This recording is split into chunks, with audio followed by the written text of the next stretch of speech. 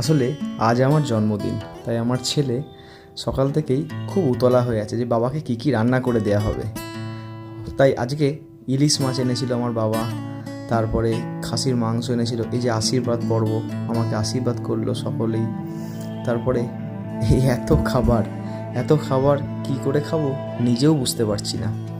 সারা বছর ডায়েটে থাকি, কম খাবার খাই কিন্তু ভালো খাবার খাই। সেক্ষেত্রে এত রিচ খাবার এবং এত ভালো মন্দ খাবার একসাথে দেখে খেতে তো ইচ্ছা করে, কিন্তু খেতে পারবো কি না জানি না। দেখুন, ভাতের পরিমাণও খুব সামান্য, আর এগুলো যে এত দেওয়া আছে এগুলো কিন্তু কোনোটাই আমি এত খাইনি, কিন্তু ভালো লাগে। 35টা বছর চলছে। এই মটন নিয়েছিলাম 3-4 পিস, মটনটা বেশ আরাম করে খেলাম, দারুণ সফট হয়েছিল, খেতেও লাগছিল দারুণ। আলু একটু খেলাম। যাই হোক, শেষে আমার একটা ছবি। ভালো থাকবেন, স্টে ফিট, স্টে লং।